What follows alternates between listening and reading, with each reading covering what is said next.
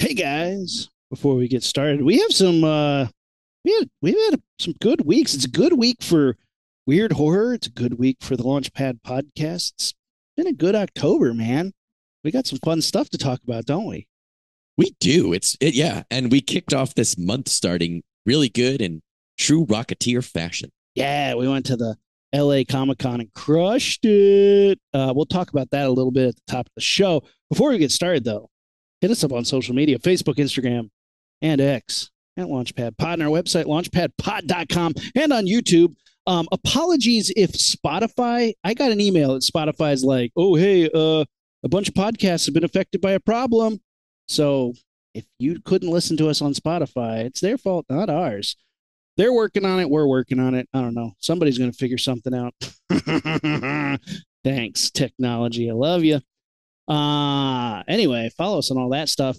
Hit up our socials because you're gonna get some good discounts and some cool shit. Oh, yeah. So We do have some cool stuff to talk about in that regards. yeah. So listen in for some coupon codes and some cool stuff from people who sponsored us at the LA Comic Con. But till then, let's get on with the show. Ignition sequence start. 6, 5, 4, 3, 2, 1, 0. All engine running. Liftoff. We have a liftoff.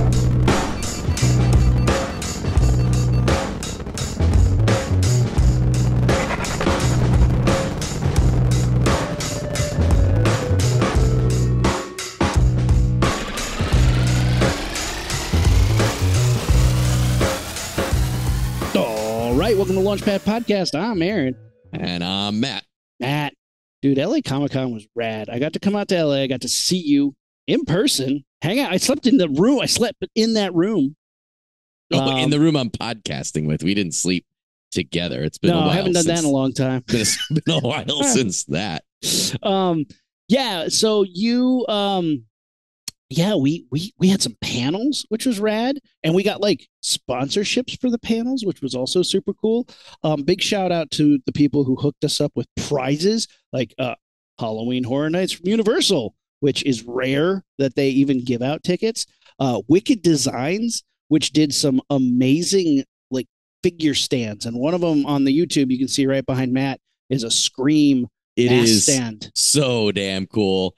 I will actually, by the time I was going to say will, but by the time you're listening to this, I will have started posting these pictures on social media. Yeah. I'll show you what the stand looks like. It's at wicked underscore design underscore. Let me see.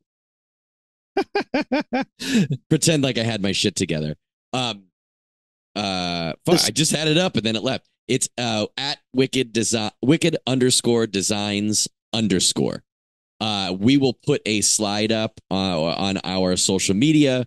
They gave us QR codes. They gave us discount. Their stuff is fantastic. I saw this Scream thing and was like, I need that. It comes with interchangeable face plates, so you can, if you buy extra plates, you can change it out. I have a couple different fonts for this. So as you're watching episodes, you'll see I'll switch masks and I'll switch fonts.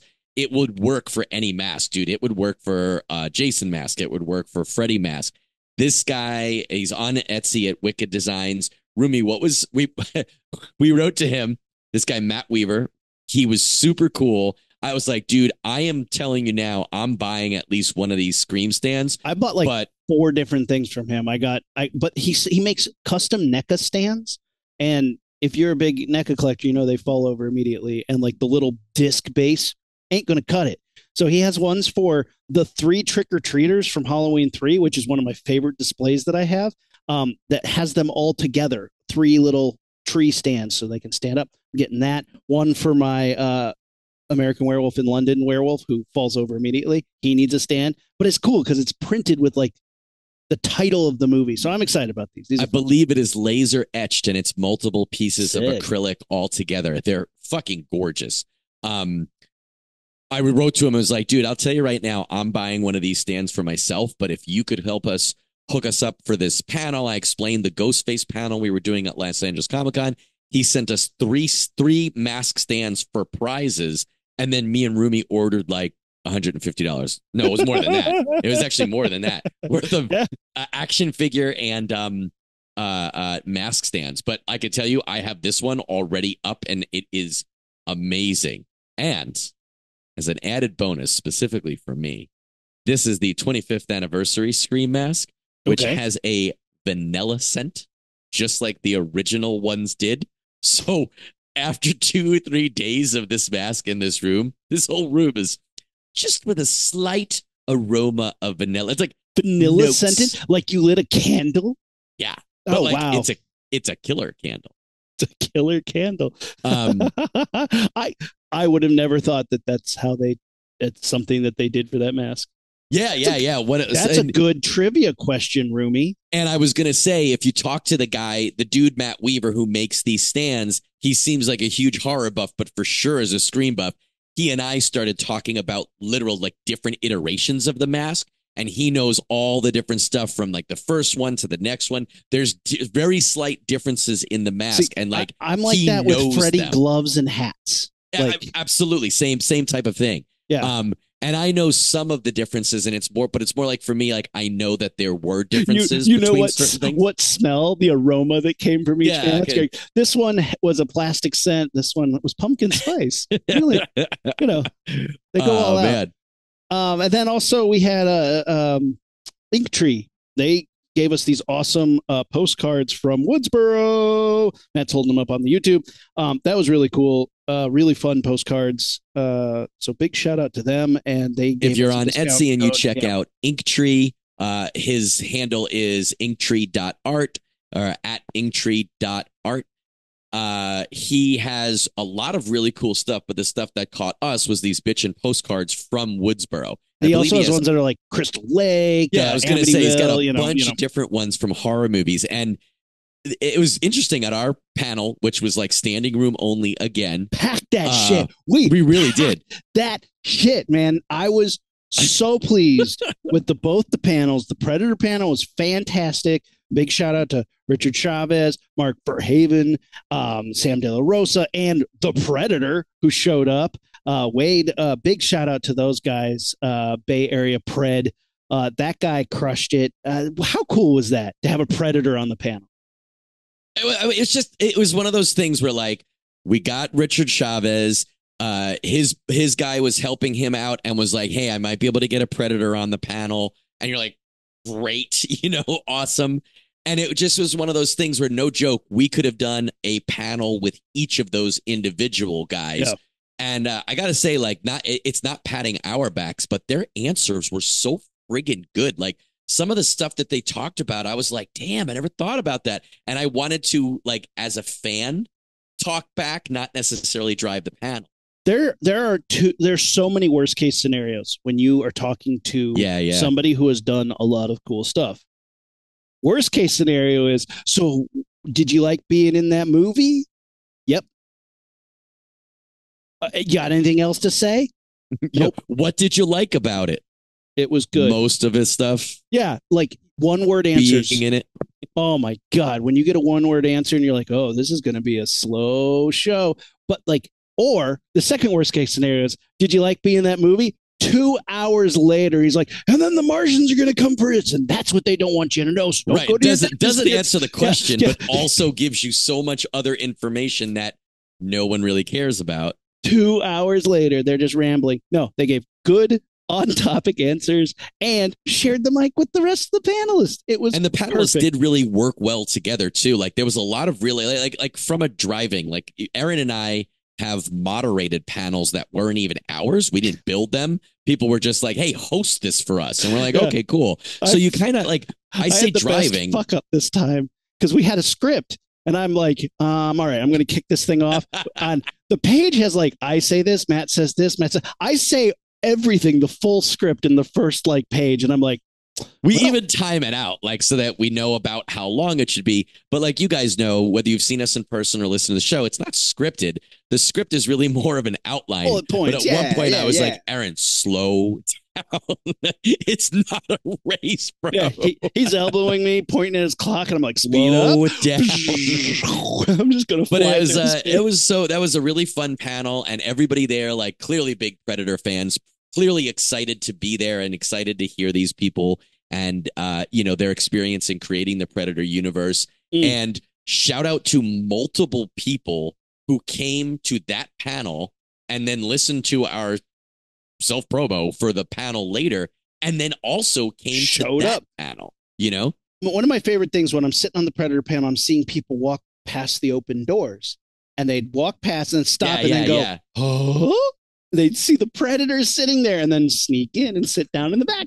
Yep. That made me so happy that I got at least 2 people sneaking in because they were like, whoa, look at that Predator there. Well, what are they talking about? Well, I'm sure I'm going to like it. I better sit down. Dude, we had so much fun with the trivia. We've done it 3 times now.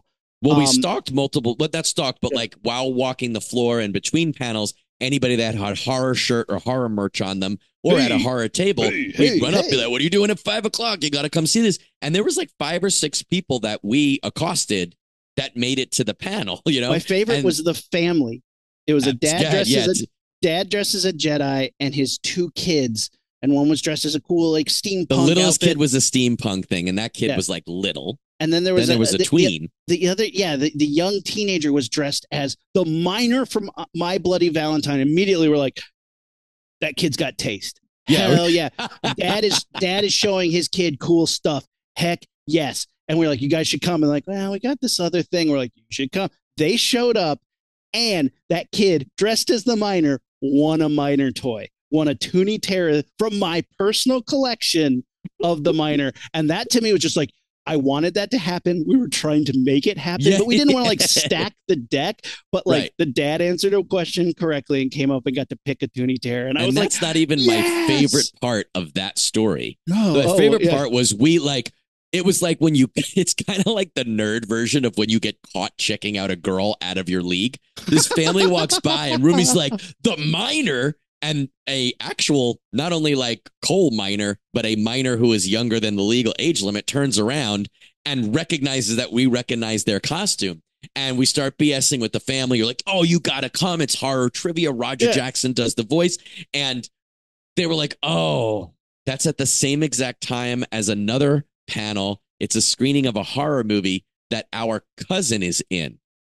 And we were like, oh, that's a pretty good excuse to not see our panel. We were like, does your cousin get killed? They were like, we don't even know. So we're like, oh, man. They all came to our panel. Yeah. Dad the Jedi came a little bit late, but like he didn't watch that whole movie. He came to our panel. I took that as like one of the better compliments of the day. Snuck out to come to our panel. Oh, my God. No, my favorite part of that panel is the orchestration of just a magical launchpad moment. So we have 5 people. They do trivia. They get knocked out. Our last 2 people, God bless them, were not the best at trivia. They were just lucky. And congratulations to them. They had great personality. They were rocking the stage, but they weren't good at trivia. And the people who were getting knocked out, who just had a brain fart, forgot the name of the motel from Psycho, Bates, they were just like losing it because they were like, I know all the answers. Yeah, they knew the answer to every other one except the one that knocked them out. The one that knocked them out. So these lucky people were just back and forth. Like, I don't know. I don't know. And then finally we get to one of my favorite questions in the movie Monster Squad. What body part do the heroes find out that Wolfman has? And both of the contestants were like, I don't know, dick, a penis. And everybody in the audience is like, oh. Everyone's like, I would say, like, there was no joke, no seats left. No like seats it was left. Standing room only. I would say it was like 200 people or so, something like that. 150, 200 people. It was a pretty small room, but we crammed it.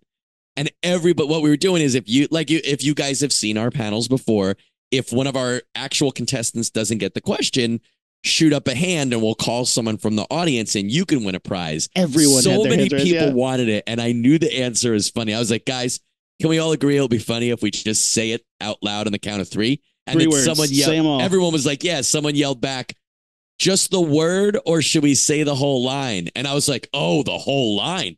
So we did 3, 2, 1, and then everyone yelled out, Wolfman's got nards. Oh Man, and we have that I on was video, dying. which is For sure. And I'm very proud of, I wrote that question. But like, it was just such a good time. And if you guys have been to those Ghostface trivia panels with us in the past, it's so much fun.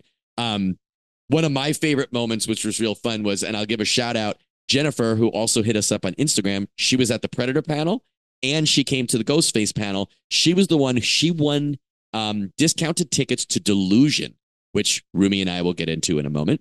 did she go?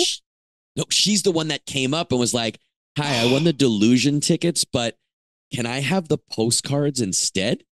And I was like, really? Because the postcards are awesome, but like the Delusion was like almost 100. It was probably more than $100 value. She's like, yeah, I really want those postcards. I was like, oh, hell yeah. And she hit us up on Instagram to keep in touch, but it was cool. I didn't realize she was also at the Predator panel. So, Jennifer, I hope you had fun at both panels, even though you didn't get, we got to have jungle postcards for the next Predator panel. Oh, we also at the end of the Predator panel. So again, like you guys know, Who's we love our sending handshake. postcards from like the Mexican jungle? It's like, wish you were here. It's like some guerrilla encampment from the Predator movie. Stick around. The guy on the pole.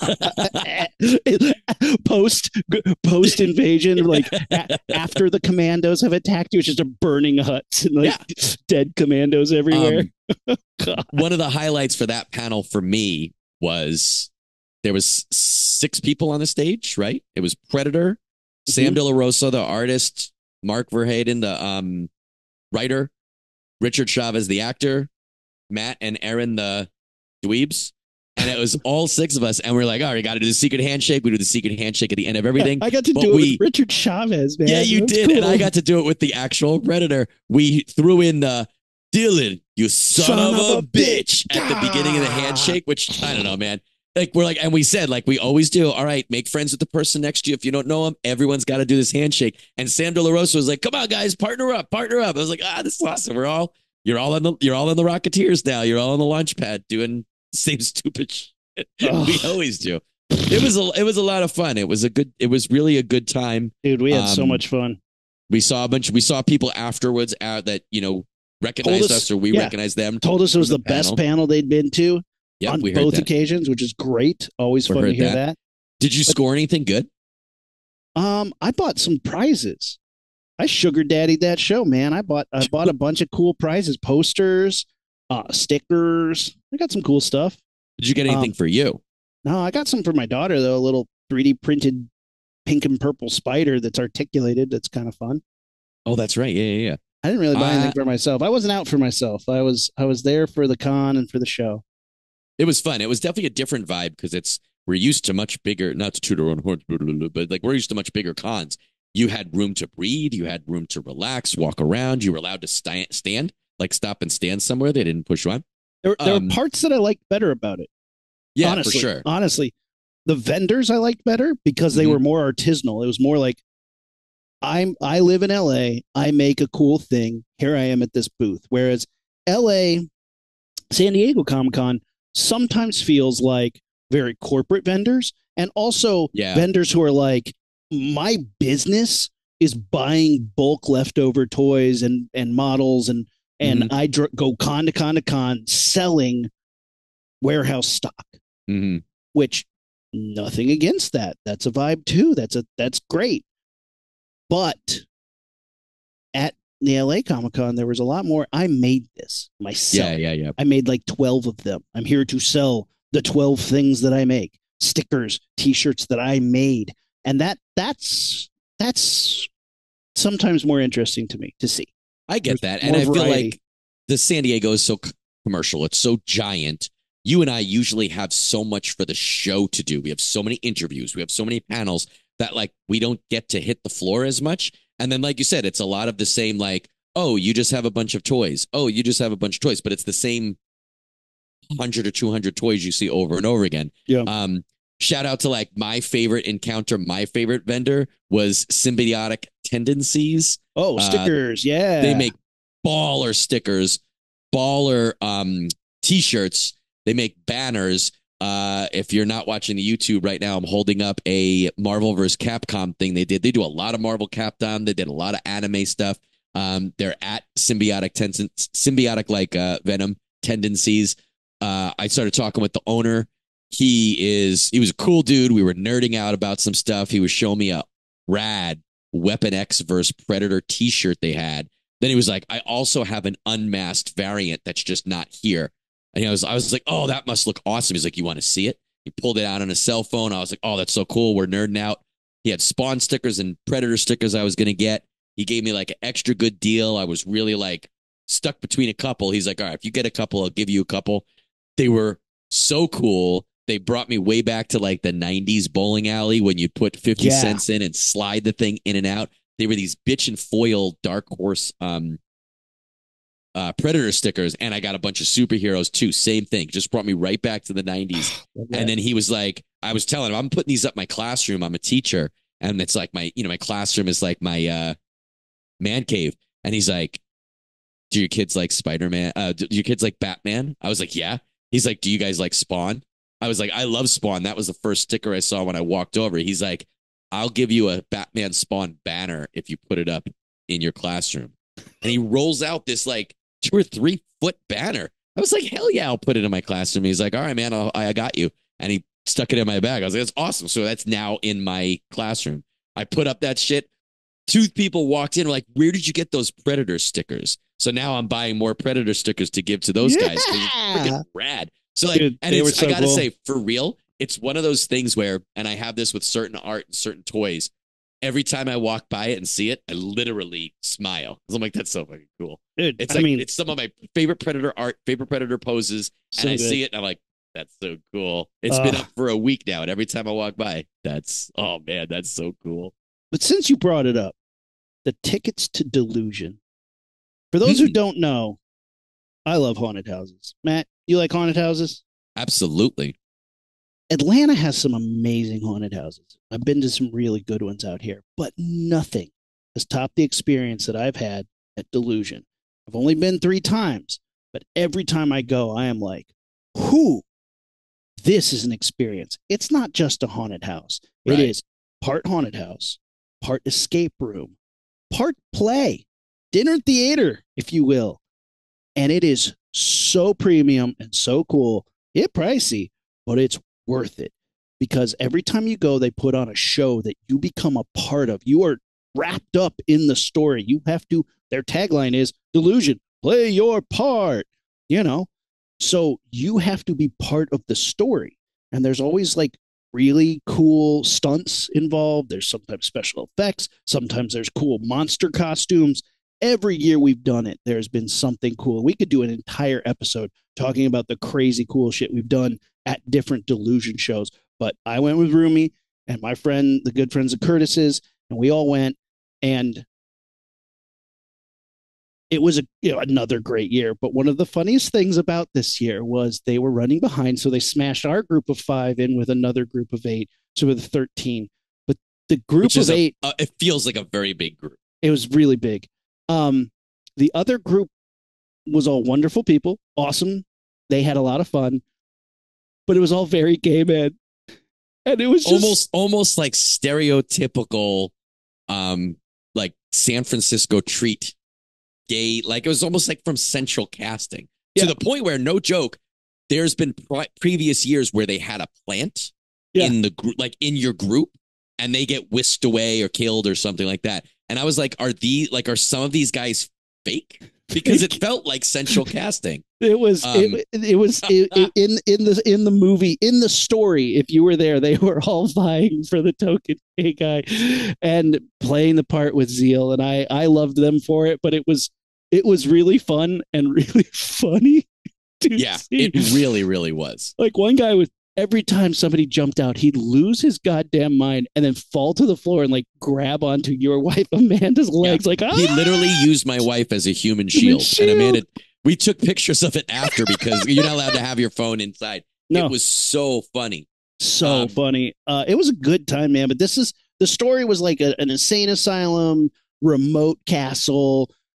Doctor's wife died. And you're his favorite patients because you have powers. Ooh. And he's trying to use you to resurrect her. But he keeps wiping your memories. So it makes sense that you don't know anybody. It makes sense that you have amnesia. But Mm-hmm. the inmates have taken over the asylum and things are going bad, and you're trying to figure out what's going on. And it was super fun and super cool, man. I guess like slight spoiler alert if anybody is listening to this, because it runs for the next month or so out in Los Angeles. So if anyone is listening to this that is going to see Delusion, maybe don't listen.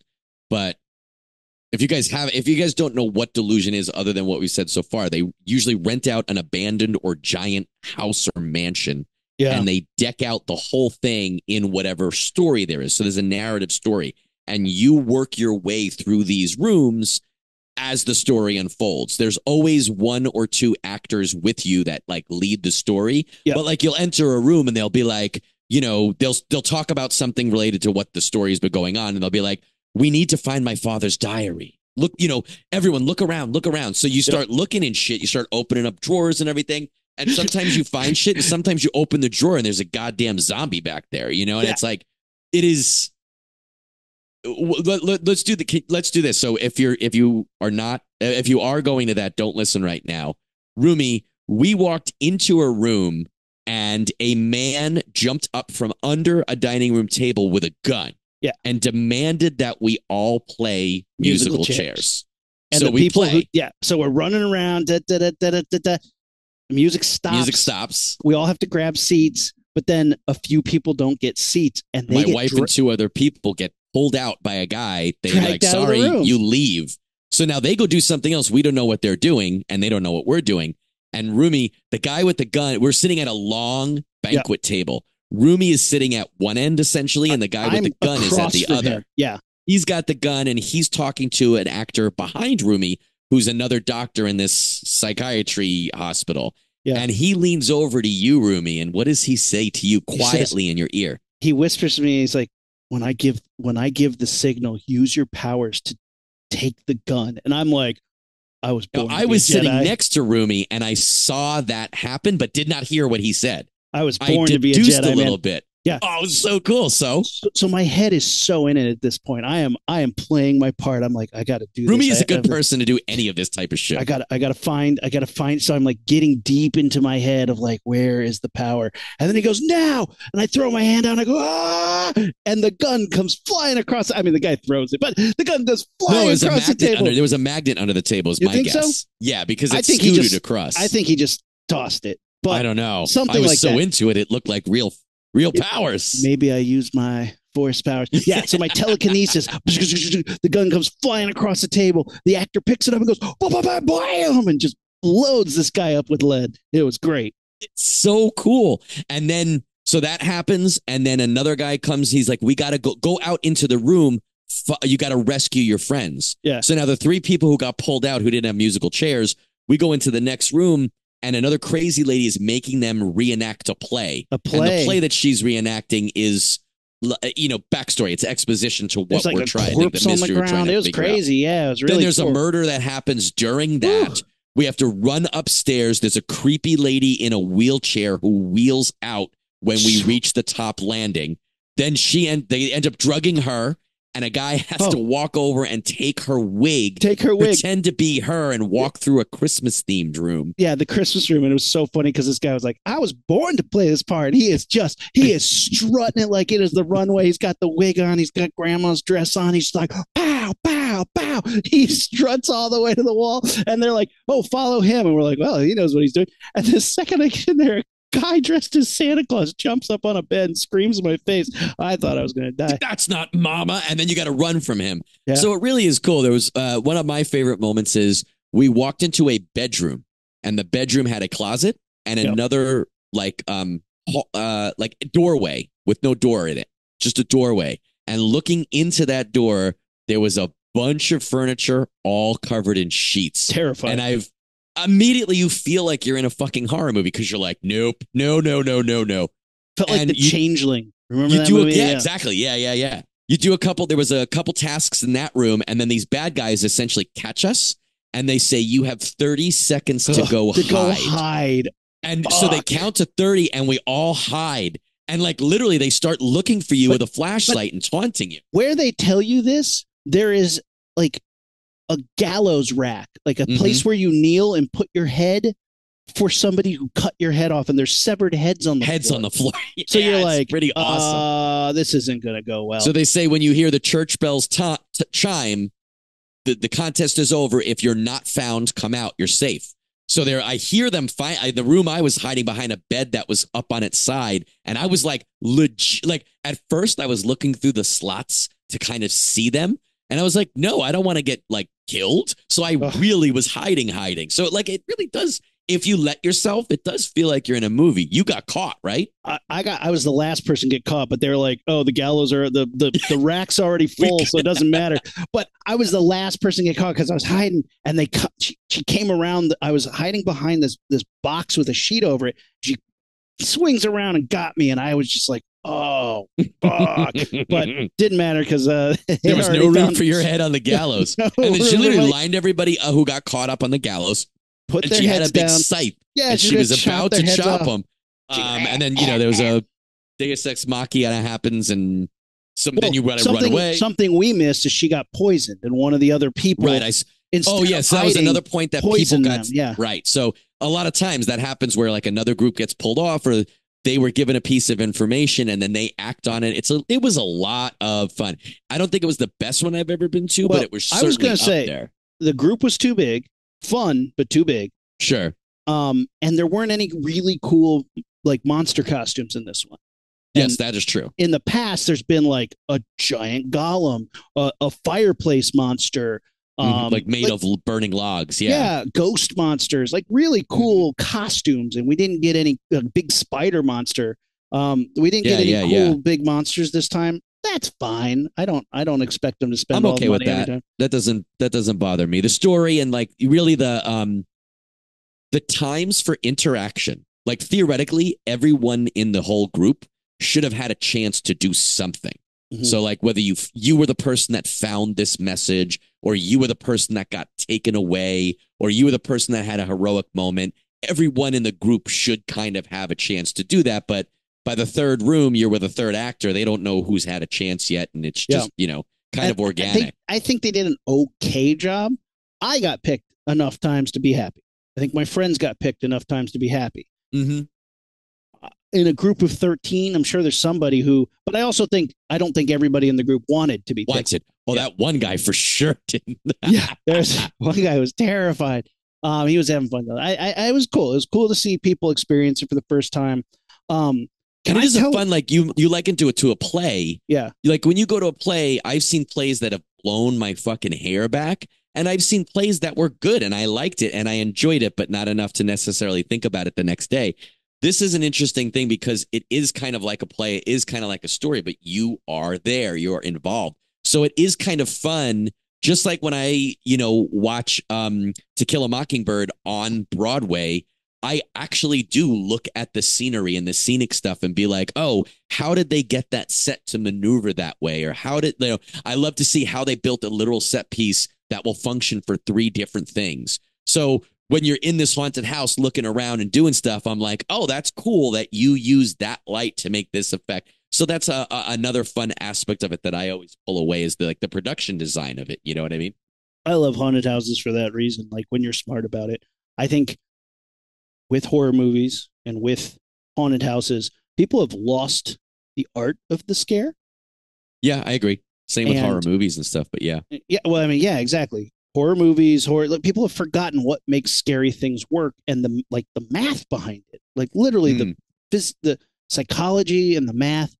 And like I studied a lot of haunted house stuff when I like worked with my aunt around Halloween. She had this book. I was like, how to build a haunted house. And it had like the thoughts behind it and then examples of what you could build for cool stuff.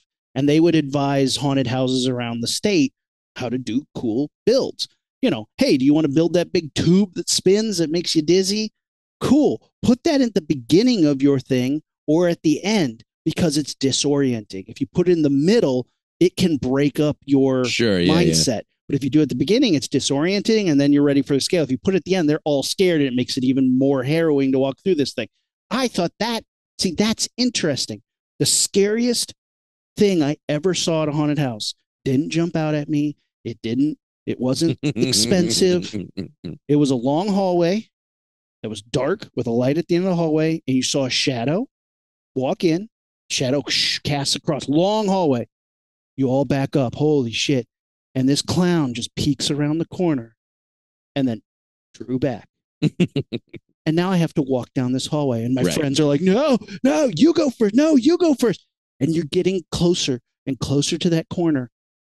And then you come around the corner and he's not there. And he runs up from the other side and scares the shit out of us. Like went through a back hallway or a different clown. I don't know.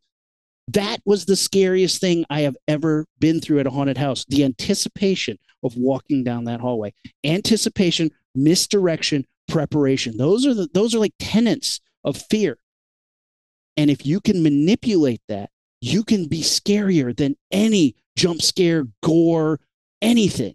And it's like a clown at the end of a hallway that you don't know if he's around that corner was the scariest thing. And that was brilliant to me. That has stuck with me forever because I was like, that is the smartest thing, the biggest takeaway. Because you go to cool haunted houses and you step on it and a big animatronic goes, cool. But that's just money and spectacle.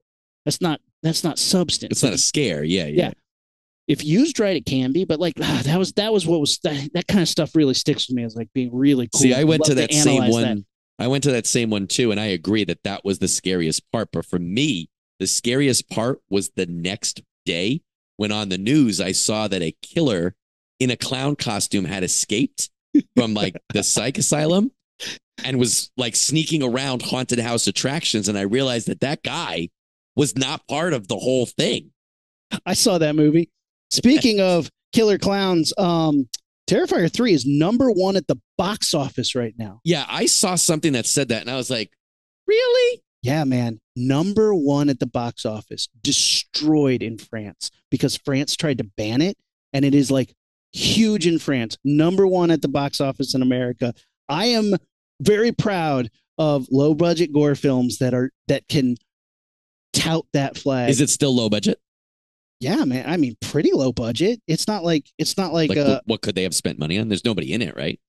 I mean, it's the same people from the first two films, right? Yeah. Pretty low budget. I mean, the first film is sub 1 million. You know, the second one is the second one is a little more. I mean, I'm sure the third one has the most budget out of all of them, but it's still not like a $40 million movie.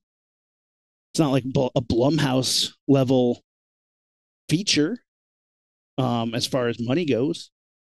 Budget, $2 million. That's, I mean, good for insanely low. You and I haven't had a conversation yet, but I watched the first one. Yeah. And then I went back and started to watch All Hallows Eve, and I was like, I can't do this. I don't like All Hallows Eve. I don't like that movie. That movie's, I mean, it's just it's a boring anthology movie. Right. Yeah. I thought Terrifier was a boring clown killing people without a coherent story. He's just killing for no reason, and there's no like main characters. They're like, these two girls, they see him and he kills them.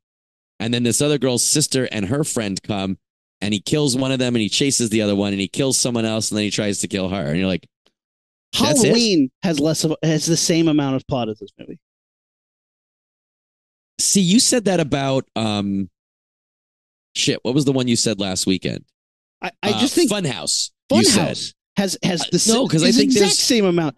Funhouse is even more boring than this because there's not nearly as many kills that are cool.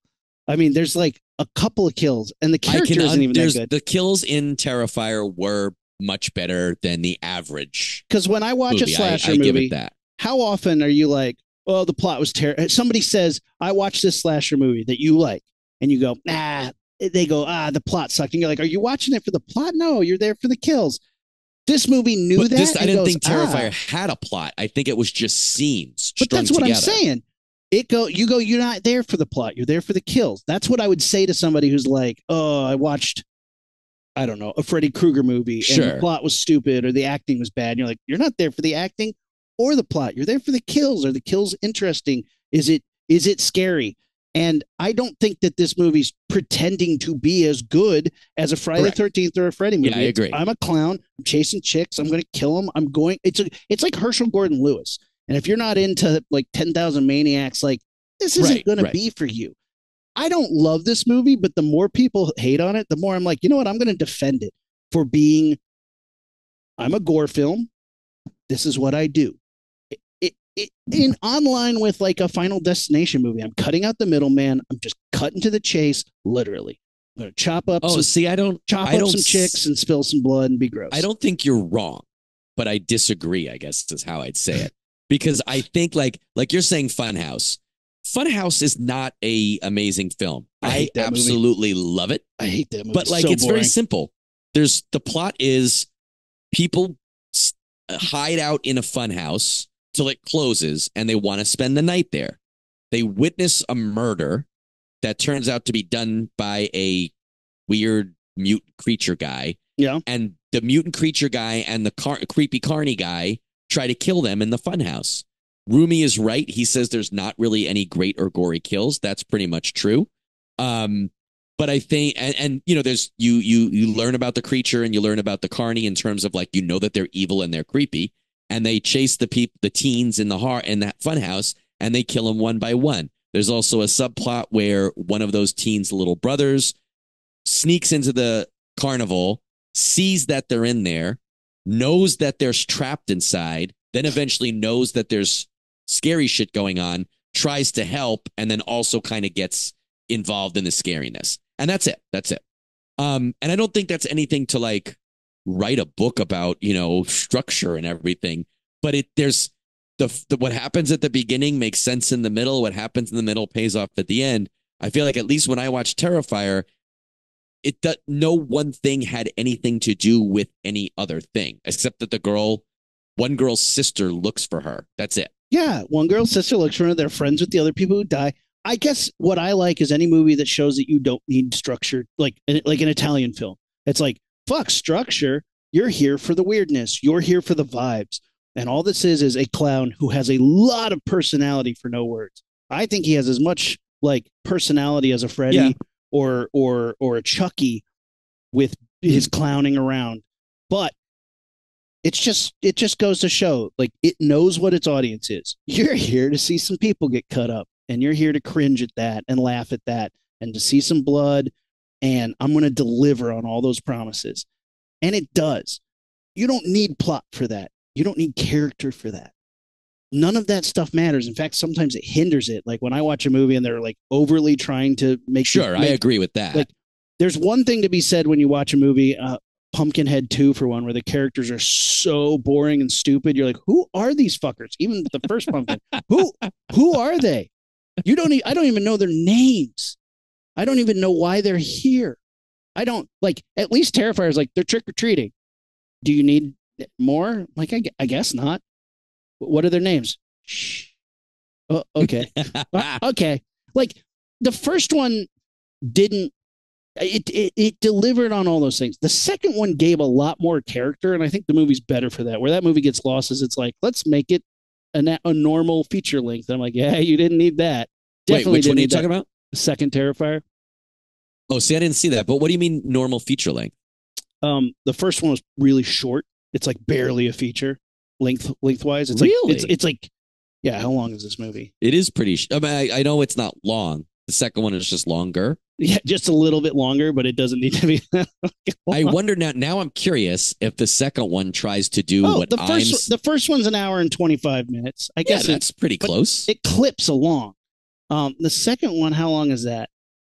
2 hours and 18 minutes. Does not need to be that long. What? Yeah, it does not need, and it feels that long too.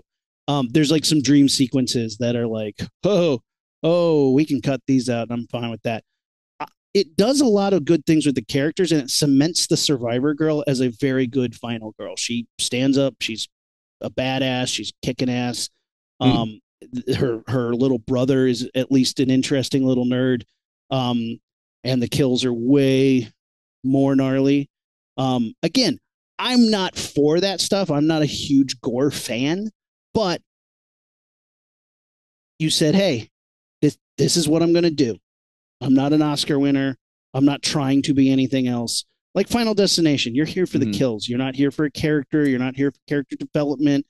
You're just here for the clever setups. And you're like, yep, I'm going to So deliver on that. in the second movie, Yeah. Does it up the ante or up the intensity of the kills and the gore, you think, from the first one? It's almost too much. Like there's a scene where he cuts some chick up, and you're like, this is beyond gratuitous. Oh, okay. And then he comes back and pours bleach on her, and you're like, that's just sadistic. Right. And it's not enjoyable anymore. You're getting to that point. But again, you came to the movie about a clown that cuts people up. Right. And I would almost be disappointed if that a movie that knew that's what you were there for didn't try to be like, are you happy now? Are you having fun, fucker? You sick bastard. It's literally doing that. It's being like, is this what you want? This is what you're here for. And you're like, oh God, why? So you know what? Yeah.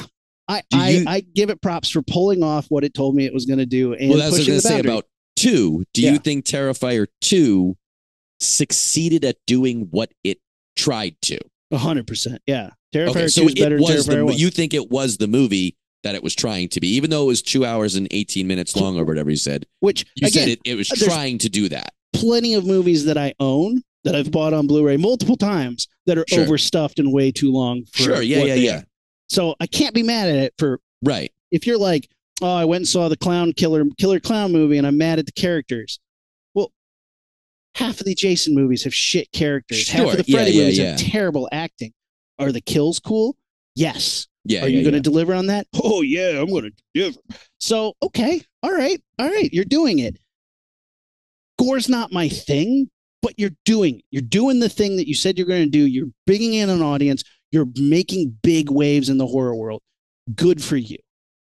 So there you are. So I'm happy that the third one is number 1 at the box office. Do you think Terrifier 2 is so long because they tried to put more plot and more development and more story into it than the first one? Yes, big time. But they also draw out like the kills way too long with characters that you're like, so like there's a scene where she's at a Halloween store and she leaves and Art the Clown's behind her and she's like, okay, creeper, leaves.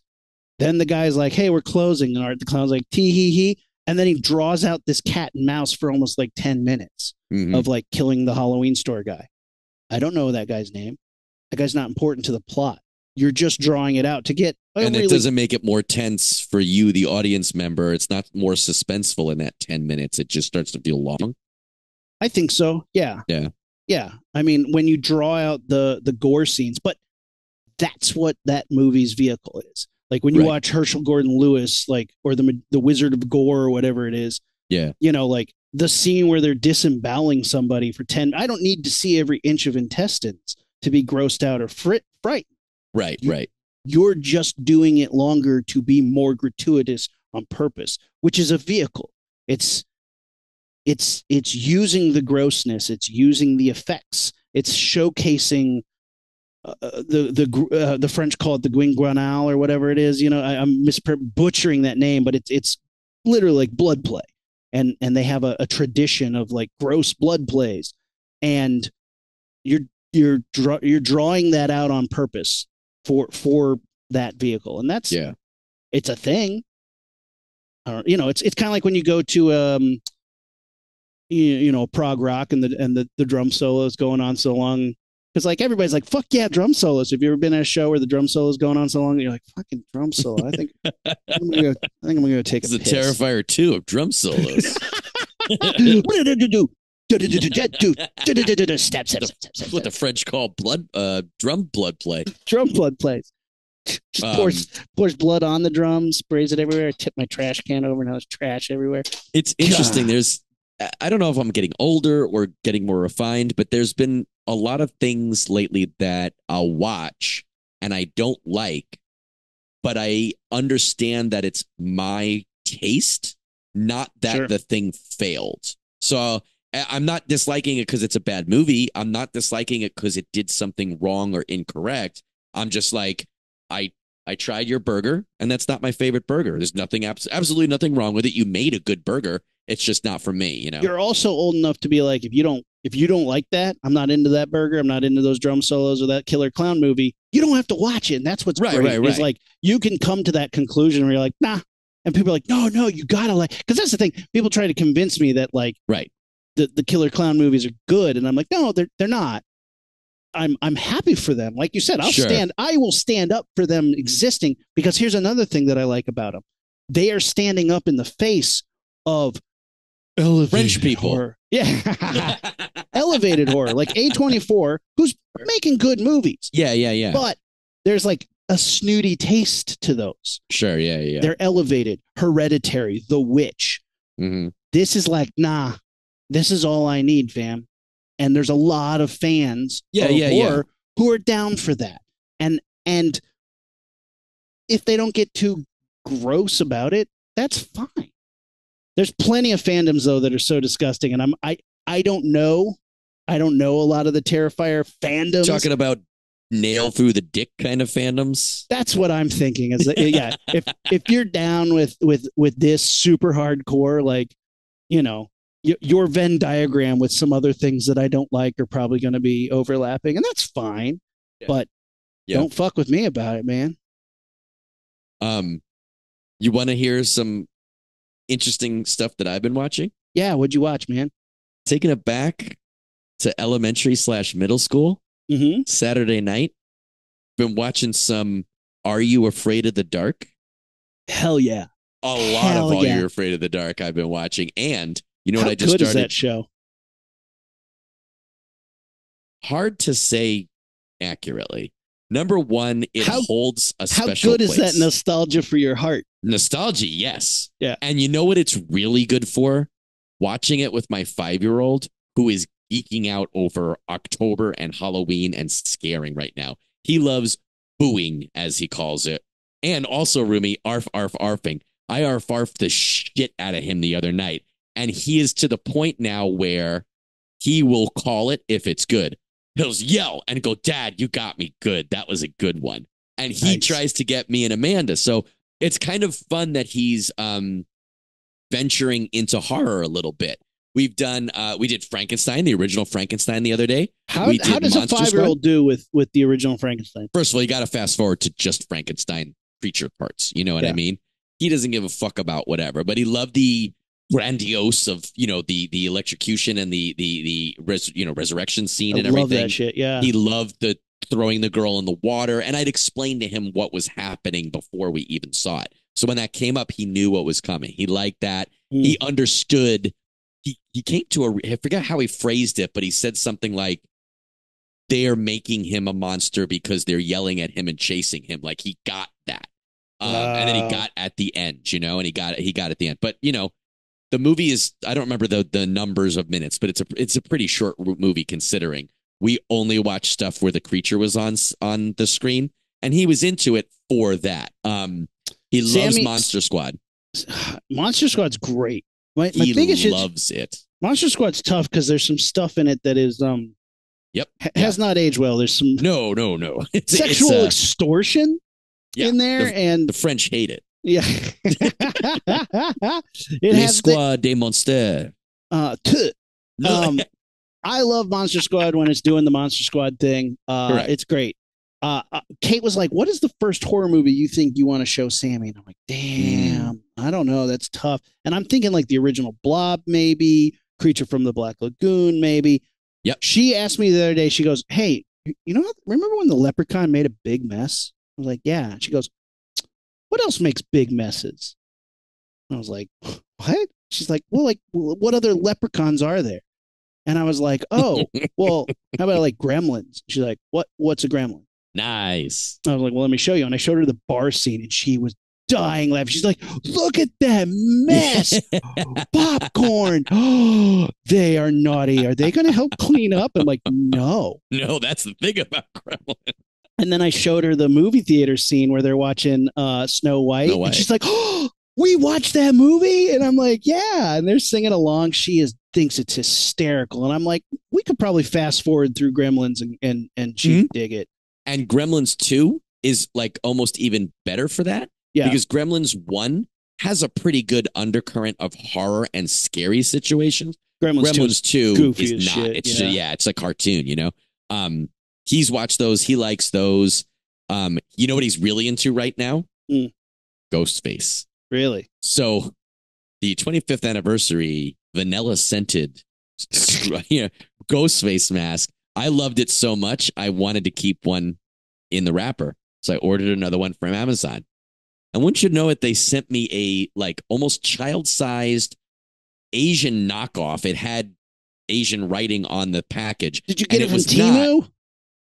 They literally Temu'd me. It was for sure not this mask. This specific mask comes with a full hood. So like you could wear it with just a black t-shirt and it would still have the silhouette of. Mm-hmm. So I knew right away that this was not the right mask, and it was cheap quality. It smelled. It was there were holes in the nose, which this does not have, et cetera, et cetera. So I immediately wrote back and was like, hey, no. And they refunded me and didn't ask for it back. So I have this cheap bullshit mask. And because of the panels, because I put this mask up, because I'm talking about Ghostface so much, he's really into it. So he could tell you who Ghostface is, the motivations of certain Ghostface killers. He knows that the Ghostface is someone in the group. He understands the gist of it. That's great. I gave him the mask and he was so excited. We watched the Casey Becker scene or whatever, the Drew Barrymore scene. We did not watch the disemboweling of the boyfriend. We skipped that part. I literally made him cover his eyes. And he did not watch the murder of Casey. Yeah. So he knows that Casey gets the phone call. He knows that he cat and mouses her over the phone. He knows that he then starts threatening her over the phone. Then I covered his mouth for the boyfriend murder, covered his eyes for the boyfriend murder. Then he saw like Ghostface says, one last question. Which door am I at? And then she runs outside and he's inside and you see him sneaking around. The house, part of the kitchen catches on fire. Once we got to him chasing her outside where he's about to stab her, we turned it off. Yeah, that's a pretty brutal stabbing. It's good. Oh, it's really brutal. But he does not. Actually, he knows that he stabs because he said something about it. But I did not. I've never said stab. I've never showed him a knife with that. I just said he chases people. Sammy doesn't know what a gun is. She saw a blaster and she didn't get it. And like she picked up a blaster and she didn't know what it was. And I was like, holy shit, the innocence of children. Was it an innocent little flower? Yeah.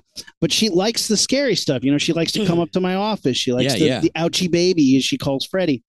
So she gets it. But it's, what do I want to show her first? And she wants, she's Elsa Zombie Elsa for Halloween. That's her idea. Nice. I took her to set. She saw zombies and she's like, I want to be a zombie for Halloween. Wait, no, I wanted to be Elsa really bad. Can I be an Elsa zombie? And we were like, yes. Yeah, for sure you can. I didn't prompt her. She came up with that. So I paled her face out and I did blue contouring for the sunken cheeks and blue around the eyes. And I put like an ice crack that I just painted on. It was really fun. She loved it. But she's telling everybody, I'm an Elsa zombie. And everybody's like, that is really clever and creative. Yeah, it's awesome. So good. But bringing it back, Kent and I have not done Are You Afraid of the Dark yet, but he's going to like it. Because when you watch it, I remember watching a couple episodes that like, it didn't effectively creep me out as a kid because I was not really scared by a lot of movies as a kid. But like I remember liking it. I remember being like, "Oh, that's clever. That's cute." I liked anything that was that flavor, like correct. And it's a kids version. Yeah. It's a kids safe, family safe version, and I think Kent will like that. And what's fun is the nostalgic. Like you and I know how television programs are made, so when you watch this, you're like, "Oh, way to keep it in one location, guys." It's like you see that, and you're like, "Oh, way to reuse talent. Way to reuse that. Way to reuse," and it's interesting from that perspective. It's very interesting to be like, okay, what part of Canada is this that you're telling me is rural America? And you're like, get the fuck out of here. But it's fun for that shit. And it's also to be like, there was a really good episode about vampires, but you can't show or tell that fucking vampires are eating people or sucking their blood. So how do you tell a vampire story on Nickelodeon? Okay, that was actually pretty clever. And I like that. And it's not always a happy ending. Most of it is, but there's endings where the monster kind of wins and it's not scary, but it's cool. And I think he might be slightly scared of some of the episodes. And I love that. I just started watching Erie, Indiana. You remember that I one? love that show. The Tupperware Kids. Hell yeah. Yeah. So I just watched Erie, Indiana was another show in the 90s about two boys who live in this weird town, and every weird shit is happening in there, and they start to investigate it. There's a little bit of voiceover. And I remember liking it as a kid, but I could only tell you a couple specific moments, not even episodes, but moments. I just put it on last night. First episode, they move into this town, and what's it called? What's that makeup company? Comes to the door. Avon. Avon. It's like an Avon lady comes, but she's like the Tupperware lady, and she's like, and she looks 50s, and she's got two kids that look like they're from the 50s. And the mom gets swept up in this Tupperware group, and the kids do investigating, and they break into her house, and she's got giant Tupperware things for her kids sleep in. to keep them young forever. I always said, like, people are like, what is that show? I'm like, it's Pete and Pete, but with paranormal X-Files shit. Yeah, that's a good way to say it. Did you ever like? I love cartoons. I love cartoon shows. And there's some that always hit me really well. Did you ever see Gravity Falls? So that I saw a couple of episodes while babysitting as an adult. Like I probably was in my late 20s, if not 30s. I watched it as an adult. The couple episodes I saw, I absolutely loved. And I put it on that, like, you know what? I was watching Adventure Time at the time. That's a fun show too. Gravity Falls. Yeah. Gravity Falls is, to me, like that spirit of Indiana carried over, but done better. Nice. Like every episode has a through line, but is also a monster of the week in a sense, or a scenario of the week. It's not always a monster. There's sometimes other paranormal things, but it's a cross between like Twin Peaks in weirdness. And like Erie, Indiana. And I think if you and some episodes aren't that great because they are super like kid oriented, but some of them are like, this is heavy and this is cool. And this is really dark, and I was down for that. And it's kind of scary and in that paranormal world, and I like that. I like that a lot. So I highly recommend that one. Erie, Indiana, man, that was fun. It's only a couple now that episodes, I'm watching it, I'm 3 or 4 episodes into Erie, Indiana. Erie, Indiana is definitely, so far, at least the episodes I've watched, a lot safer and like more fun.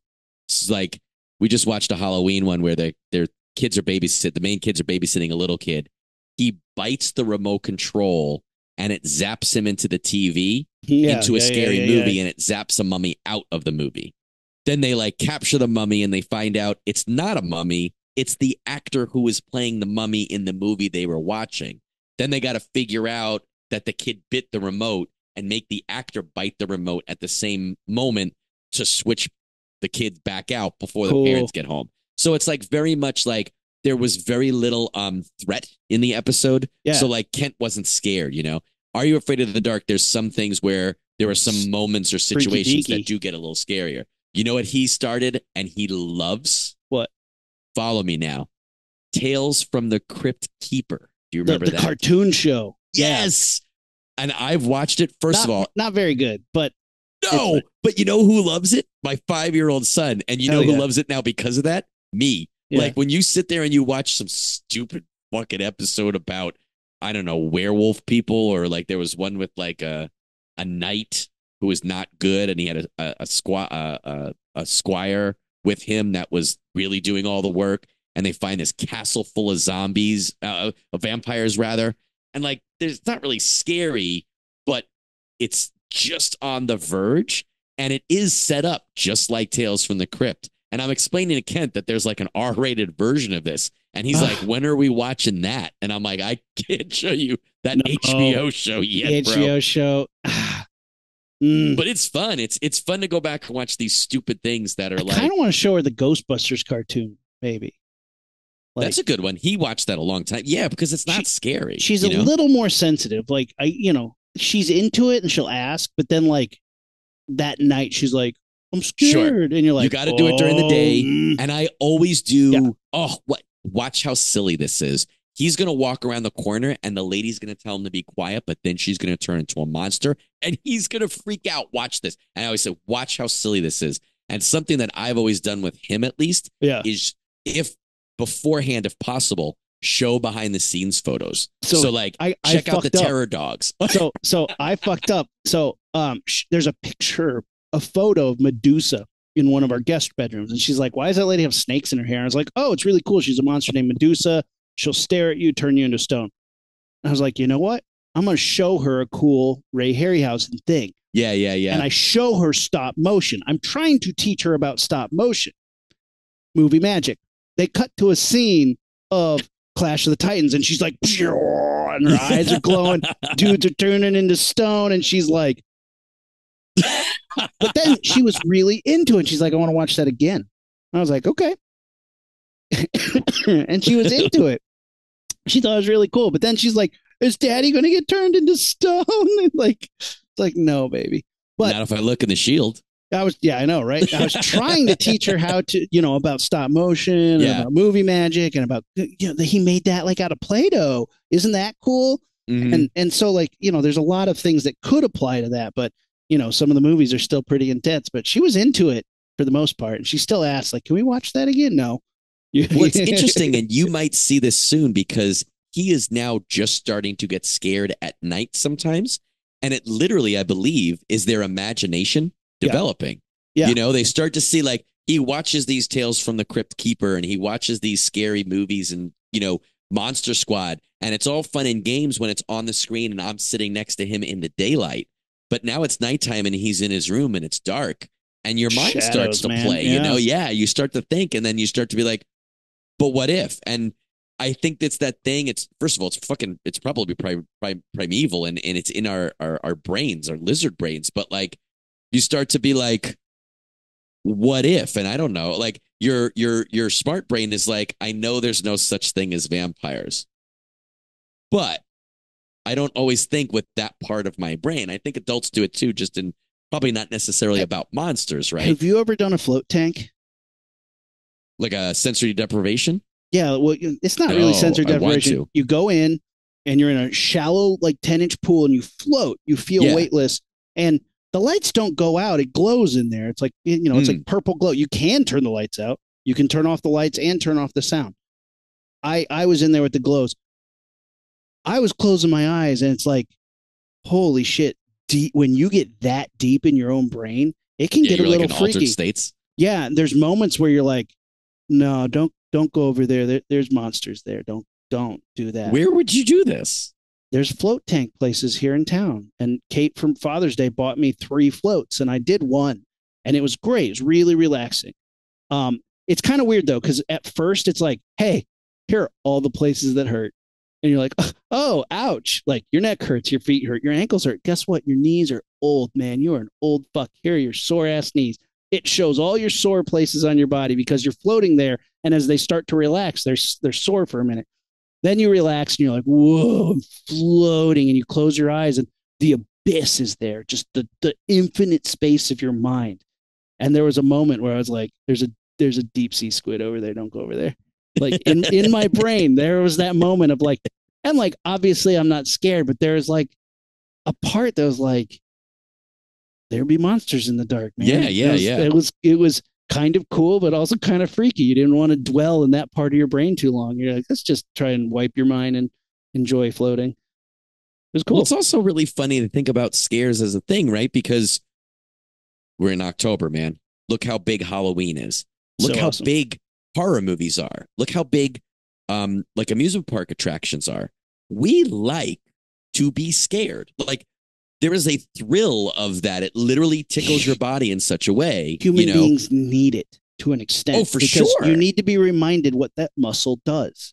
Because if you don't have it, your reaction, your natural, primordial reaction to danger isn't exercised. It used to be, oh my God, invaders. Here come invaders. Oh my gosh, fires. Oh, famine. Oh, don't eat that berry. That killed Bill. Like, everything could kill you. People died every day by the truckload. It was a very dangerous world.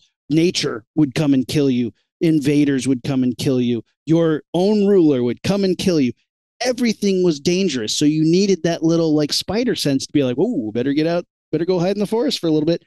We don't have that anymore because we're very complacent creatures. So exercising that muscle a little bit for one reason or another to either desensitize you to the horrors of real life or to give you a sense of that, like, oh yeah, that's what it feels like. I haven't felt that in a long time. Like that is all interesting and appropriate, because I think when you're constantly stuck on just like boring anxiety, oh, am I going to pay taxes?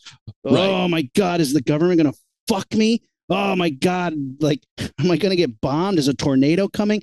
That's just like a base level boring anxiety. That's not actually, like, for most people, I think some people are genuinely afraid, but for most people, it's just like, so like, Right. Well, I think it's a different thing. So like sometimes when you get a really good scare at a movie or a haunted house, that kind of gets that out of your system, and you can feel brave again and like not have to worry about that, like, fucking taxes are coming up. Fuck.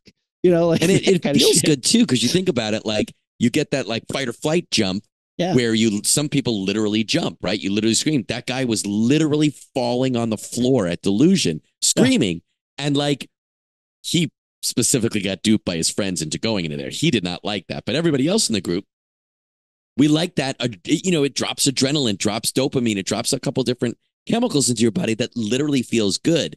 And then once your body realizes that you are not in actual danger, I think you're, and this is literally here's a little dopamine. Yeah, it's like now you get that little rush. You know that you are safe, and you get to like nervously laugh with your friends to kind of come down from that. That also feels good. So I think it's, we've created these different parts of our culture that scare us in a safe way. It can't be a weird thing. It can't be unnatural, because look how many people love to do these different things, and it's cool to tell my 5-year-old about that and see him be like he literally will be like, Dad, can we watch this? And then he'll watch it for a couple of minutes, and I'll be like, Dad, I'm getting a little scared. And he puts his arm on me like a seatbelt, and I hold on to him, and I'm like, you want to turn it off? And he was like, no. So he doesn't want to turn it off, but he's a little scared. And it's cool because I'm watching that thing of like, how close can I get to it before it's too much, And then he's, nope. Okay, I don't want to watch this movie anymore. And that's why I think anything that stays in like that fantasy realm is still fun for me. Like, sure, when it gets too real, like, even Terrifier, it's dancing that line. Mm-hmm. At least he's a creepy, goofy clown. But like when it's a dude in a hockey mask or Freddy Krueger, like, that's not real. When it's a monster, when it's a pumpkin head, that's not real. When it's real human to human, I don't know. That's when I'm like, take it or leave it. It's not my favorite burger. Not my favorite drum solo, but it is, as long as that's why horror to me it always has something that's fantastical, even if it's just a mask that you put on. Something there that isn't quite in reality. The rules aren't quite in reality. Whereas thrillers and, mean horror movies, when you watch a movie like Frontiers or something, is like, oh, those are just or like Green Room even. It's like, that could that's just happen. Brutality and human brutality, which is, to me, not fun. Doesn't mean it's a bad movie. Green Room's a great movie. Sure. But I'm not having fun with that movie the same way I'm having fun with a monster or something like that. Before we go, I do want to talk about Pumpkinhead really quick, because I just watched the entire fucking franchise. Wait, before we go, when you were just a minute ago talking about being complacent, I was praying for invaders to just come in and prove your point wrong. Can you imagine if you're like, we've grown too complacent, and then a bunch of invaders come in? It's like the werewolf scene from American Werewolf in London, when all the like Nazi werewolves come in, just like, and the last thing they see on the YouTube is like, and everybody's like, oh, well, that's one way to go. So yeah, I do other shows. I have a half-hour horror on Saturdays that I do with my buddy Chase, and I was like, let's do Pumpkinhead. I haven't seen Pumpkinhead in a while. It'd be fun, watch 2 movies. I haven't seen the second one since grade school. So yeah, let's do that. And he's like, yeah, I'm about to watch this one, and I got to watch the other 3. And I'm like, wait, what? I thought I only had to do 2 movies. What? He's like, there's 4 movies. Oh, I look them up on IMDb. It's like 2.3 stars for both of them. Oh, Lordy. Oh, my God. Now, you said you don't love I think the first Pumpkinhead is a pretty good movie. pretty I need solid. to revisit it. I remember Pumpkinhead rips the rifle out of, is it Lance Hendrickson's hand? Yeah. And impales him in the rifle and lifts him up. I remember that being bitchin', but I He don't lifts up- remember it's much somebody else. Oh, I don't Yeah. remember much else of the movie being awesome. I remember a lot of like, wait, I just want to see Pumpkinhead. And it's like I just want to see Candyman when I watch Candyman, but the stuff that's not Candyman is so intriguing and so haunting and so well read, so well written and acted. Pumpkinhead, I don't think is necessarily the same, even though it is written by a friend of the show, Gary Garani, who did the all the Dinosaurs Attacks. Dinosaurs Attacks. I noticed his name on there. I was like, that's freaking cool. Yeah. It's very bare bones, but it's a great creature feature. And it works and it functions. It's just not my favorite. Stan Winston directed it, and the creature's fantastic. Like the creature's fantastic, and they're smart with how they show it, smart with how they shoot it. All that stuff is working for me. My biggest issue is you start off with Lance Hendrickson, who's phenomenal. He's great. He's got a son. Oh, that's cool. He's a character. His son is a real character. Then these like douchey yuppies show up with dirt bikes. Who are they? One of them's a dick. What's his name? I don't even know. What does he do? He's a dick. Okay. What about his other friends? Why are they there? I don't know. Are they dicks? Not really. Why are they friends with the dick? I don't know. You're like, why are they going to this cabin with dirt bikes? Okay, but like, what? Like, there's no setup. They just show up at his general store and they're riding dirt bikes around, and they accidentally kill his son, and he gets super pissed, and he goes into the woods of rural Carolina, goes to this cool witch, and then like she tells him like this will kill you, and he's like, I just fuck them. I want to kill these yuppies. Avenge my son. Revenge is what I want. So he goes out into the swamp, finds his pumpkin patch, unburies this like pumpkin mummy, brings it to her. She wakes it up. Pumpkinhead's born, and he goes on a killing rampage. But then Lance Hendrickson has remorse. He's like, I didn't want it to be like this, because he feels the pain of every victim that Pumpkinhead kills. That's cool.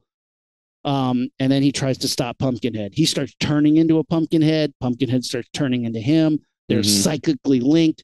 It's pretty cool. But my biggest issue is I don't even care about the characters enough to pay attention, let alone give a fuck when they die. Give me one little thing, any one little thing to give me that extra piece. So that's pretty bad. The second one is so bafflingly terrible. It's like, hey, you want to make a Pumpkinhead sequel? Yep. You want to bring back anybody who made the first one good? Nope. You do know what Pumpkinhead's about, right? Yeah. I got the gist of it. It is like the Temu of Pumpkinheads. No longer is it a pumpkin patch. It's like a pet cemetery Indian burial ground.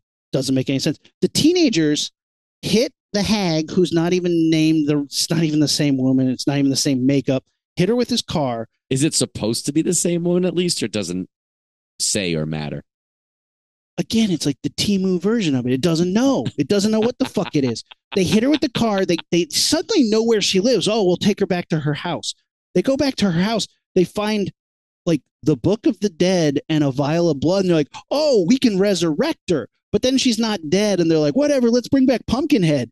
And they go out there, and I kid you not. They hit her and decided to resurrect her, and that's not even a relevant plot point? No. They go and start fucking around in this Indian burial ground mound, find a Pumpkinhead corpse, and they're like, let's bring him back. Yeah. And they're like, woo, smoking weed, doing resurrection spells that they just suddenly know how to do. And they bring back Pumpkinhead that way. Doesn't follow any of the rules. I don't want to defend it per se. However, if you and I accidentally killed somebody and then we're geared up, if we'd already decided to resurrect her, and she turned out not to be dead, you're telling me that we wouldn't go resurrect someone or something else? I don't think we'd jump straight to Pumpkinhead. If I found the book, I'd be reading the pages. Oh, that's what I'm saying. Yeah, also, I guess you're right. But then she's like, don't mess around with that. And like one of the kids like, get away from me. And he knocks her down and like she catches on fire. But she lives long enough to like, Yeah, well, no, they don't resurrect her because they resurrect Pumpkin. It's so dumb. Movie's called Pumpkinhead 2 Blood Wings. There's no blood is that wings. the one with Pumpkinhead doesn't have wings? I remembered wings. I remembered this movie where at the end he evolves and grows wings. There's no wings in this movie. I was like, is that in 3? I remembered that he had wings at one point. There's none? never gets wings. No. Yes. Is that one of those Bernstein Bears things? A The Mandela, Mandela effect? effect? Who else remembers wings? Yeah. Tell us. Let us know on social media. Who remembers I remember Pumpkinhead 2 wings. having wings? No wings. Are you sure? I watched the movie last Well, week. maybe you fell asleep during one part or were like playing on your phone and he was He flying never around. gets any wings. No, none. 0 wings. Now I want to make a movie where Pumpkinhead helps a guy who's about to jump off a bridge, and as he completes that good deed, the other angels give him wings. But thank you for also backing me up in the fact that you seem to remember that was the case. Maybe I read the word blood wings and in my head Was like created cool. a Pumpkinhead that Yeah. had wings, but 'Cause later this week I watched Army of Darkness, and there's a demon with wings in there that kind of looks like a pumpkin head. And I was like, is this what I was Did I? thinking of? I mean, I might have to watch Pumpkinhead 2 just like it's not that I don't trust you, but at the same time, I can see it in my head. I can see it in my head. Well, I can still see it in my head, and I'm still like, did I miss something? Because the blood wings has The nothing to wings. do with the movie. It has nothing to do. There's like an Elephant Man boy in the movie who's like the son Does he of have wings? Pumpkinhead. No, but also like, how does Pumpkinhead have a son? Pumpkinhead, are you humanoids from the deeping this Well, shit? 'Cause obviously, that's pumpkin women. no. There's he's there's he's Bride a of ha- Pumpkinhead. he's a half human She hybrid. definitely had wings. You're right. You're right. Lady Pumpkinhead needs wings. It was so fucked, man. I'm just like, this movie's so fucking stupid. And now I have 2 more I get to watch. But you probably at that point were like, well, he probably has wings in the third one. I'm like, for sure he's gonna like, they're gonna no. The third one, not only so the second one, the dad from Hellraiser is in it. He's the main character. Oh, okay. So the third one has Doug Bradley, Pinhead himself in it. Donning a It sounds like they ordered the wrong cast member. They were like, I don't know, get the guy from Hellraiser. They're like, okay. so he's trying to do the worst Southern accent you've ever heard. But even though he's doing a terrible job, they filmed the movie in Romania. So everyone is doing Romanian accents, trying to do Southern accents, which is, I'm watching and I'm like, is this supposed to take place in Louisiana? What is this accent? Are they French? I'm looking it up. It's like Romanian. And I'm like, oh. The first movie is trying to show you Appalachian folklore from hill people. Appalachian, Sure. From after that, they're just like, Beverly Hillbillies. Giggity pow, Pumpkinhead's coming. Oh no, that Pumpkinhead's gonna pumpkin up my pumpkins. Like, they are just the worst stereotypes of hicks and hillbillies you've ever seen.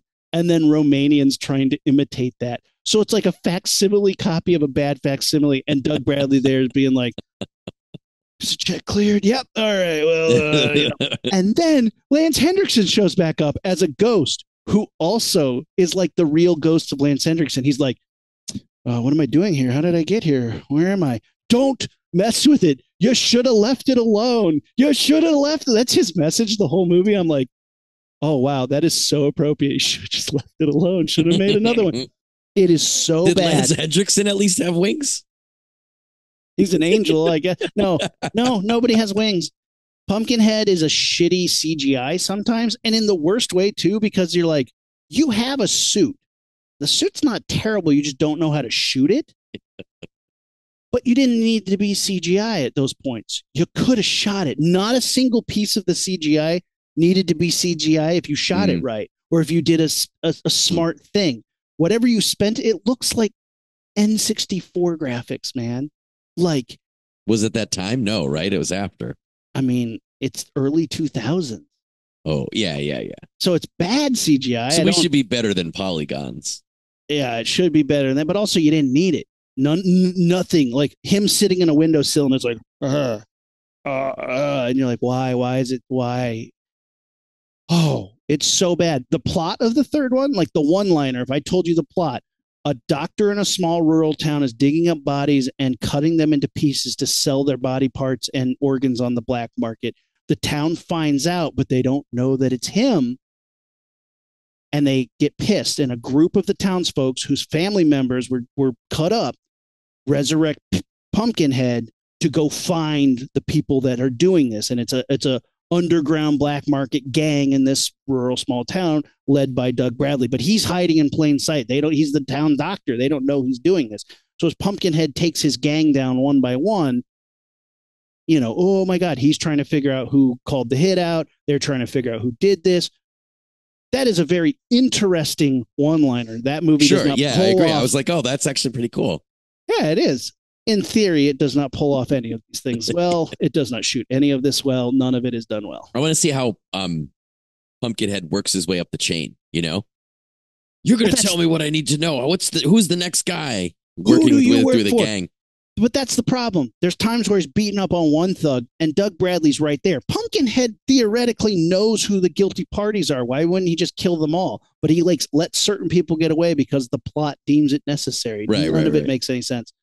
And then I had one more to watch, Pumpkinhead Ashes to Ashes, which starts out and it's Romeo and Juliet, but with pumpkinheads. But because they're so unimaginative, it's the Hatfields and McCoys. And I'm like, you couldn't come up literally.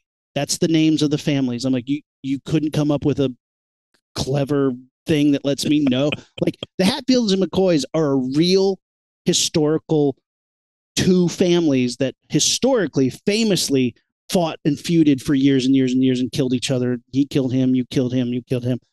To put it in a movie is lazy if you're not making the movie about them. Like that's a lazy way to tell me well, they're feuding families, the Hatfields and McCoy. So fucking dumb. Obviously, one of them likes the other one, blah, blah, blah. He wants to be with her, but can't. They kill his sister. So he gets Pumpkinhead and he's like, kill everybody so we can be together. Some of the Romanians in this one are better actors than any of the other films. Because they're like, I'm in a movie. I'm going to act my ass off because I am an actor. It's not my language. It's not my story, but I'm going to act my ass off. There's this giant, hulking Romanian who every time, you know what? I'm buying him. The flannel budget in this movie, through the roof. Everybody's in shitty flannel. The female actress in it, I think she's Scottish.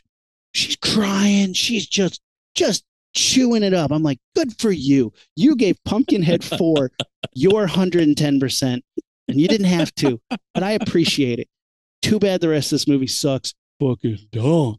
It sucked. It was so painful to watch, but I did it. They told everyone in Romania they released Pumpkinhead 4 as Pumpkinhead 1 in Romania. So they thought they were starting this. That's fucking hysterical. Also, the Romanian Hatfields and McCoys are called something completely different. So to them, that was original. And then in Pumpkinhead 2, they just spliced it together with Armies of Darkness. So Pumpkinhead did have wings. Yeah. If you could secure the Romanian Laserdisc Pumpkinhead set, it's like a supercut where the whole quadrilogy makes a lot more sense and is more. Come to think of it, that's probably what I saw in the 90s was the Romanian Pumpkinhead. My buddy had a laser disc, and his dad just ordered anything he could. Guys, I know we have a lot of artists out there, and I call upon you when we say something that cracks us the fuck up. Please, someone draw either the cover art or the poster for the Romanian Pumpkinhead 2 with the wings. And flannel. Put flannel in there too. Please send us that. I will post it and repost it like crazy. Oh my God, I want to see that so badly. When I was in college, did you ever see me do the Russian movie reviews? No. I would do this whole bit about Russian movie reviews for movies that have come out way in the past in America, but just made it to Russia. The one that always cracked me up was my favorite American movie is The Robot Cop. It's about the American police officer. He's turned robot, and I'd buy that for $1 American dollar. Have you seen a new movie called Titanic? You wouldn't believe what happens to boat at the end. Okay, spoiler alert, boat sink.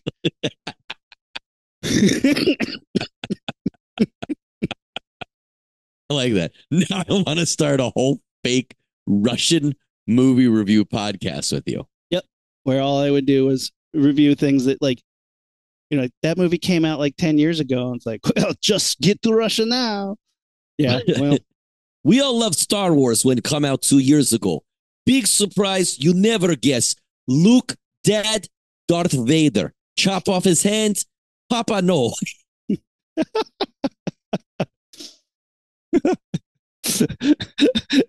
Nobody ever tell you what happened to your papa. Oh, Ben tell me enough. Told me you kill him. No, I am your papa. I am the papa. No.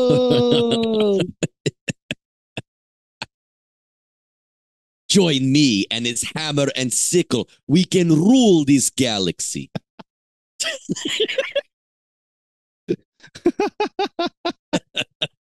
Yeah, I think I could see us doing this. Catch us on our spinoff podcast, The Cosmonauts. I was going to say red letter.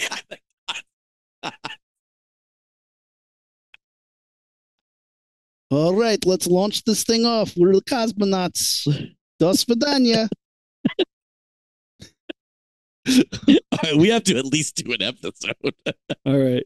Well, guys, yeah, please write us on our social media and let us know if you want to see us pretend to be Russian.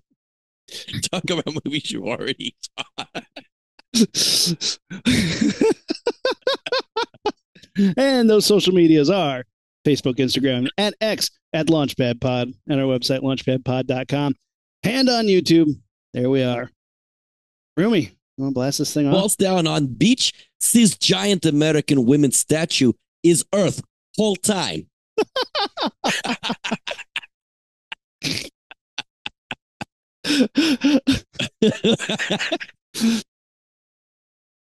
Monkey scientist, no. Most unbelievable thing is not that monkeys talk. It's that astronauts survive.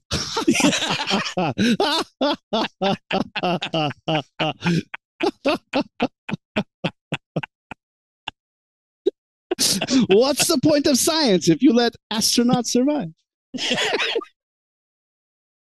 Okay. We have to do this. I don't. The interesting thing is I've had a lot of these lately where, like, in the middle of the night, I have something that I think is a great idea, great enough that I write it down on my phone, and I wake up the next day, and there's been a couple times where, like, it lasts for 24 hours, and I think it's a good idea, and then I'm like, the fuck was I thinking? Like, this isn't even, I don't even think this is good anymore. Who else is going to care? That's oh my funny. God. I hope all of our listeners in Russia are like hitting that like and subscribe button now.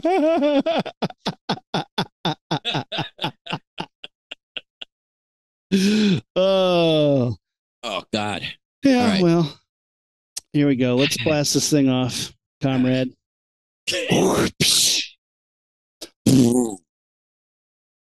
We're the Rocketeers. We are. We are out. We are out. Ignition sequence start. 6, 5, 4, 3, 2, 1, 0. All engine running. Liftoff. We have a liftoff.